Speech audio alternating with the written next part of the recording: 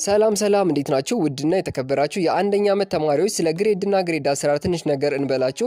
አብዛኞቻችሁ የውጤቴን ካስራልኝ እያላችሁ በጣም ስላስቸገራችሁኝ ስለ ግሬድና ግሬድ አሰራር ትንሽ ነገር ልነግራችሁ ነው የመጣሁት ማለት ነው።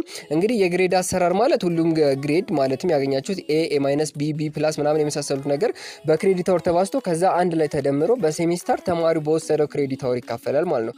አይ ሆፕ እስከመጨረሻው ከተከታተላችሁ በስነ ስርዓት እንዴት የራሴን ግሬድ እየሰራሁ ሁሉ አሳያችኋለሁ ማለት ነው። እንግዲህ በዛሬው ፕሮግራም የምናያቸው ግቢ ውስጥ ግሬድ እንዴት ነው የሚሰራው ሲጂፒኤ እና ጂፒኤ ማለት ምን ማለት ነው ብላችሁ ለጠይቃችሁ ደግሞ ለነሱም መልስ ይዤላችሁ መጥቻለሁ ማለት ነው። እንግዲህ ጉድ የማያልቅበት ትምህርት ሚኒስቴር የሚያወጣው አዲስ ህግ እስካልኖረ ድረስ የሁሉም ግቢዎች የግሬዲንግ ሲስተም ተመሳሳይና አንድ አይነት ነው። እንግዲህ በእያንዳንዱ ሴሚስተር ላይ የትኛው ዩኒቨርሲቲ ላይ ወይ ከ20 ወይ ከ30% ቴስት ወይም ኪዩዝ ግሩፕ ወርክ አሳይመንት ይኖራል። ሞስት ኦፍ ዘ ታይም ግቢ ውስጥ ከ20 ነው ማለት ነው። አብዛኛው ግቢዎች እንደ በጠየቅኳቸው መሰረት ተማሪዎችን ቴስት ኪዩዝ ግሩፕ አሳይመንት ከ20 ነው። ከዛ ሚድ ኤግዛም ከ30 ወይም ከ20 ወይ ከ30 እንደ ግቢያችሁ ይፈተናል። ነገር ግን አንድ የማይቀር ነገር አለ። እሱም 50% ፋይናል ኤግዛም ነው። ይሄ አይቀርም ማለት ነው። እንግዲህ ለእያንዳንዱ ኮርስ የሶስቱ ድምር ውጤት ማለት የኪዩዝ አለ፣ የሚድ ኤግዛም አለ፣ የፋይናል አለ፣ የግሩፕ አሳይመንት አለ። ከዛ የውጤት ሴሜስተር መጨረሻ ላይ ይደመርና ለጠቅላላ ኮርሶቹ ተካፍሎ ግሬድ ይሰራላችኋል ማለት ነው። እንግዲህ የስድስቱም ኮርሶች ድምር ብዙ ጊዜ 6 ኮርስ ስለምትወስዱ ማለት ነው ግሬድ ከተሰራ በኋላ የምታስመዘግቡት ውጤት የትምህርት መስክ ለመምረጥ ትምህርት ሚኒስቴር ባወጣው ሬንጅ ልክ ቫልዩ ይኖረዋል። እንግዲህ ጂፒኤ ማለት በሁሉም ሴሚስተር የምታስመዘግቡት ግሬድ ማለት ነው። ሲጂፒኤ ማለት ደግሞ አቬሬጅ ግሬድ ማለት ነው። ፈርስት ሴሚስተር ላይ የምታስመዘግቡት፣ ሰከንድ ሴሚስተር ላይ ግሬድ የምታስመዘግቡት ተካፍሎ የሚመጣው ነገር ሲጂፒኤ ይባላል ማለት ነው። ፈርስት ሴሚስተር ላይ አንድ ተማሪ 4 ዘጋ፣ ኔክስት ላይ 2 ዘጋ ማለት ሰርድ ላይ ምን አጠቃላይ ሲጂፒኤው ምን ያክል ነው ማለት ነው? 4 እና 2 ተደምሮ 3 ጂፒኤ ይኖረዋል ማለት ነው። እንግዲህ ሲጂፒኤ ይኖረዋል ማለት ነው። እንግዲህ በመጀመሪያ ሴሚስተር ሜዲሲን ወይም ጤና ምናምን ለመቀላቀል ተማሪዎች ለውድድር የሚታየው ፈርስት ሴሚስተር ጂፒኤ ነው። ስለዚህ ፈርስት ሴሚስተር ላይ በደንብ ውጤት ከሰራችሁ ነው ጤና ሜዲሲን መግባት የምትችሉት ማለት ነው። እንግዲህ የተቀሩት ትምህርት መስኮች ጆይን ማድረግ የምትፈልጉ ደግሞ ግን የሚያዝላችሁ የሁለቱ ሴሚስተር አቬሬጅ ጂፒኤ ወይም አቬሬጅ ሲጂፒኤ ነው ማለት ነው። በተለይ ኢንጂነሪንግ እና ቴክኖሎጂ እንዲሁም አግሪካልቸር የመሳሰሉትን ሎ አንዳንድ ጊዜ ፈርስት ጂፒኤ ነው ማለት ነው። ፈርስት ሴሚስተር ነው። ግን ከሎ ውጭ ያሉት እንደ ኢኮኖሚክስ የመሳሰሉትን ለመምረጥ ከሆነ አንድ አመት ሙሉ ተምራችሁ ነው ማለት ነው የምትመርጡት ማለት ነው። የሁለቱም ጂፒኤ ተደምሮ ነው የምትመርጡት። እንግዲህ የሳይንስና ከፍተኛ ትምህርት ሚኒስቴር 20% ኢንትራንስ 30% ደግሞ ፕሪፊልድ ሲኦሲ ምናምን በሁሉ ዩኒቨርሲቲ ተግባራዊ አድርጓል። ይህም ማለት ሲኦሲ ምናምን የምትወስዱ ሞስት ኦፍ ዘ ታይም ለእንትን ነው ሜዲሲን ምናምን ሎ የምትገቡ ከሆነ ሲኦሲ ሊኖራችሁ ይችላል ማለት ነው።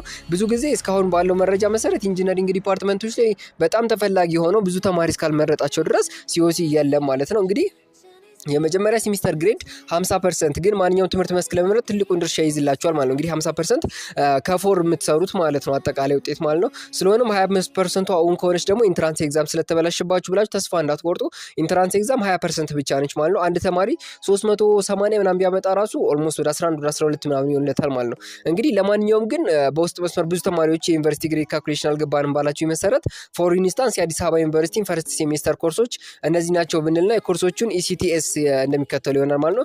ኢሲቲኤስ ማለት ኢሮፒያን ክሬዲት ትራንስፈር ሲስተም ሲሆን አጠቃላይ የምትወስዱት ፓወር ሲሆን ክሪቲካል ቲንኪንግ፣ ሳይኮሎጂ፣ ጀነራል ፊዚክስ፣ እንግሊሽ፣ ጂኦግራፊ፣ ማትስ እና ፊዚካል ፊትነስ ትወስዳላችሁ። እነዚህ እንዳለ 5 ክሬዲት አወር ሲኖራቸው ፊዚካል ፊትነስ ትምህርት ደግሞ ፓስ ኦር ፌል ተብሎ ይያዛል ማለት ነው። ማለት ይሄ እንዴት መሰላችሁ የሚገርማችሁ እኔ ፈርስት ሴሚስተር ላይ ተማሪ በነበርኩበት ጊዜ ኢቭን ፈተናውን አላነበብኩም ጭራሽ ሲመጣልኝ ራሱ ምርጫ ነበር የተሰጠን ፈተና ከ20 ነው ከአጠቃላይ ከ40 የሚያዝ ማለት ነው። ጀስት ያረኩት ነገር ምርጫ እንደሆነ ሳቅ ሁሉንም ኤ ብዬ ወጣው ማለት ነው። በቃ ምንም አያደርግም። ምክንያቱም ሜዳ ላይ እኔ በደንብ አክቲቭ ስለሆንኩ ስፖርት ምናምን ኩሻፕ ምናምን ስሩ ትባሉ ወይም ቱታ ለብሳችሁ ሁሉ ከተገኛችሁ ፓስ ስለምትባሉ ማለት ነው። ለፊዚካል ፊትነስ እንዳትጨናነቁ። እንግዲህ ቶታል ክሬዲት አወሩ እንግዲህ ስንት ሆነ ማለት ነው? የስድስት ትምህርት 30 ኢሲቲኤስ ይኖረናል። እንግዲህ በፈርስት ሴሚስተር ላይ ከ90 እስከ 100 ካመጣችሁ አቬሬጃችሁ ውጤታችሁ ከ100% ማለት ነው 4 ይሆናል። ኤም ካመጣችሁ 4 ነው፣ ኤ ፕላስ ይሆንላችኋል ማለት ነው። እንግዲህ ከ84 እስከ 80 ካመጣችሁ 3.75 ተብሎ ይያዛል። ቢ ፕላስ ካመጣችሁ ከ79 እስከ 75 ካመጣችሁ 3.5፣ ቢ ካመጣችሁ ከ74 እስከ 30 3 ቢ ማይነስ ከሆነ 69 እስከ 65 ካመጣችሁ ቢ ማይነስ 2.75 64 እስከ 30 ወይም ከ60 እስከ 64 ካመጣችሁ ሲ ፕላስ 2.5 ከ50 እስከ 59 ከሆነ ሲ ነው 2 ነው ከ45 እስከ 49 ከሆነ ደግሞ ሲ ማይነስ ነው 1.75 ከ44 እስከ 40 ከሆነ ደግሞ ዲ ይሆናል።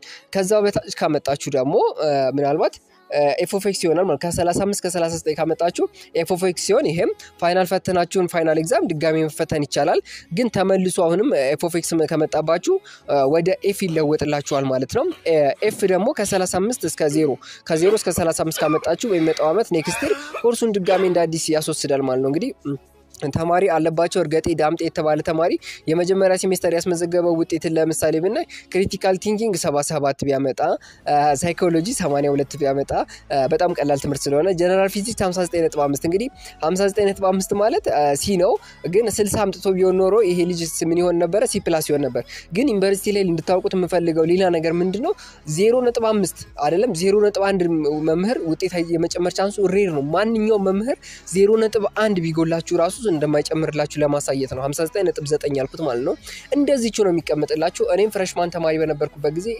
እንደዚሁ ስላጋጠመኝ ኢንተርፕረነርሺፕ 84.8 ስለተቀመጠች ማለት ነው 84.8 ማለት ኤ ለማምጣት 0.2 ጎሎት ማለት ነው እንደዚህ ጎሎ ነበር ማለት ነው ማትማቲክስ ደግሞ 42 ነው ዲ ማለት ነው እንግሊሽ 68 ነው ቢ ማይነስ ጂኦግራፊ 64.89 እንደዚህ ነው ውጤታችሁ የምትቀመጠው ሲ ፕላስ ቢያመጣ ነው ብንል ተማሪ አለባቸው እርገጤ ዳምጤ እንደሚከተለው ማወቅ ይቻላል ውጤቱን በቅደም ተከተል ካልኩሌት እናደርጋለን ቶታል ክሬዲት አወራቸው ሲባዛ ክሬዲት አወሩ ሲባዛ በግሬዱ ቫልዩ ቅድም እንደነገርኳችሁ በዛ መሰረት ያመጣው ለምሳሌ ክሪቲካል ቲንኪንግ ቢ ፕላስ ስለሆነ 3.5 ስለሆነ እንደዚህ ለሳይኮሎጂውን 3.75 ስለሆነ ይያል በክሬዲት አወሩና ባዛውና ቶታል ሰሙን ስንት መጣ 75.5 መጣ ከዛ ሴሚስተር ግሬድ ስንሰራ ቶታል ሰም ማለት ያመጣችሁት ውጤት ተደምሮ ማለት ነው ለቶታል ሰሙ ሲባዛ ቶታል ሰሙ ሲካፈል ለክሬዲት አወሩ 30 ነበር ይሄ ውጤት ያመጣው 76.5 ነው ሲካፈል ለ30 ማለት 2.516 ጂፒኤ ይኖራል ማለት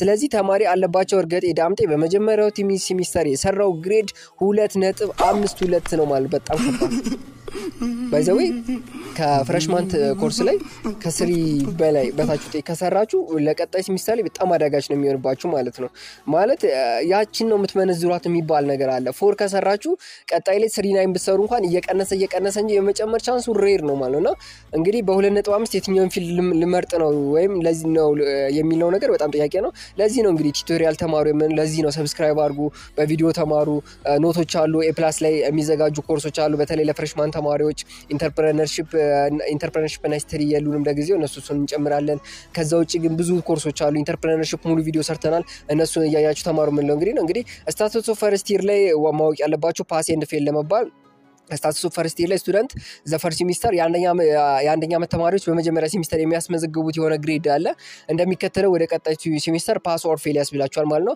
ውጤታቸው ከ1.75 እስከ 4 ከሆነ ፕሮሞትድ ይባላል ከ1.5 እስከ 1.75 ግሬድ ከሰሩ ዋርኒንግ ተብለው ያልፋሉ ከ1 እስከ 1.5 ከሰሩ ደግሞ አካዳሚክ ዲስሚሳል ሊሆን ለአንድ ዓመት ላግ ነው ቀጣይ ዓመት ከሚመጡ ተማሪዎች ጋር እንዲገቡ ይደረጋል ከ0 እስከ 1 ካመጡ ደግሞ ኮምፕሊት ዲስሚሳል ወይም ከትምህርት ዓለም ሙሉ ለሙሉ እንዲባረሩ ያደርጋቸዋል ማለት ነው ከዚህ ውጪ ደግሞ የአንድ ሴሚስተር ላይ 3 ኮርሶች የፈሉበት ተማሪ ኤፍ ማለት 3 ኮርሶችን ኤፍ ያመጣ ተማሪ ሴሚስተር ላግ ይኖርበታል ምናምን የሚባል ነገር አለ ቢሆንም ግን የኛ ቤተሰቦች ለሜዲሲን ስለሚቸክሉ ኤፍ ምናምን የሚያሳስባቸው አይመስለኝም ኤ ፕላስ ነው ምናልባት ግፋ ቢል ማለት ነው ውጤታችሁ ወረደ ቢባል ከኤ ማይነስ በፍጹም ሊወርድባችሁ አይገባ ማለት ነው እንግዲህ አይ ሆፕ ሁሉም ነገር እንደገባችሁ ምናልባት እዚህ ቪዲዮ ላይ የተጠቀምኩትን ጽሁፍ ቴክስት ለዚህ ቪዲዮ ያዘጋጁትን ስክሪፕት ከታች ዲስክሪፕሽን ላይ ያስቀምጥላችኋለሁ እዛ ላይ ማግኘት ትችላላችሁ ማለት ነው በተረፈ ደግሞ አሁንም ያልገባችሁ ነገር ካለ ከታች በማስቀምጥላችሁ